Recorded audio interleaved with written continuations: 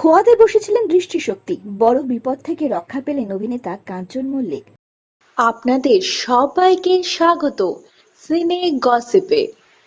জনপ্রিয় অভিনেতা কাঞ্চন মল্লিক তার ছোটবেলা থেকে চোখে চশমা, মারাত্মক পাওয়ার তার দুই চোখে। অভিনেতা জানিয়েছেন ক্লাস 1-এর আগে থেকে তার চোখে চশমা, ডান চোখের দৃষ্টিশক্তি ক্রমাগত খোয়াতেই বসেছিলেন অভিনেতা কাঞ্চন মল্লিক। তবে এই বিপদের সময় তার পাশে এসে দাঁড়িয়েছে এক সূর্যের মতো এক ডাক্তার। ডাক্তারের হাত ধরেই অভিনেতা ফিরে পেলেন তার দৃষ্টিশক্তি। অভিনেতা কাঞ্চন মল্লিক তাই তো কৃতজ্ঞতা জ্ঞাপন করেছেন সেই ডাক্তারবাবুকে। সামাজিক মাধ্যমে ডাক্তারবাবুর সঙ্গে ছবি শেয়ার করে অভিনেতা কাঞ্চন মল্লিক লেখেন, আমার ক্লাস 1-এরও আগে থেকে চোখে চশমা, ডান চোখে সাংঘাতিক মাইনাস পাওয়ার, ডান চোখে -8, বা চোখে -3।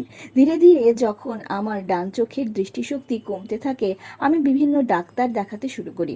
একটা পর্যায়ে ডাক্তার আমায় বলেন যে ডান চোখের প্রেসার দেওয়া হলে সেটা হবে -18, যেটা সারানো একেবারেই সম্ভব নয়। এভাবেই চলতে হবে সারা জীবন।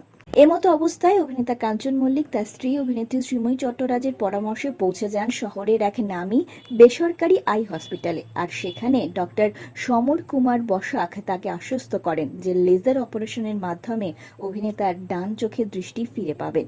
আর সেটাই হয়। নিজের কৃতজ্ঞতা জ্ঞাপন করেছেন অভিনেতা তার লেখায়। কাঞ্চন লিখেছেন, ডাক্তার সমর কুমার বসাক আমার জীবনের শুধুমাত্র একজন ডাক্তার নন, তিনি আমার জীবনের একজন নতুন আলো, এক নতুন সূর্য, যিনি আমাকে এই পৃথিবীটাকে নতুন করে দেখার সুযোগ করে দিয়েছেন। লেজার অপারেশনের পর এখন আমার ডান চোখে কোনো পাওয়ারই নেই, বা চোখে -1 মাত্র।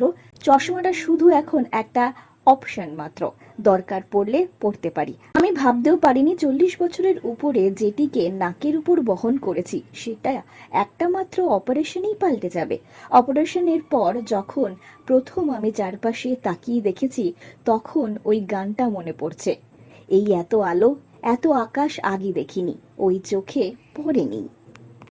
আমরা হলাম সিনে গসিপ। জুড়ে থাকুন আমাদের সঙ্গে, সাবস্ক্রাইব করুন আমাদের এই ইউটিউব চ্যানেলটি।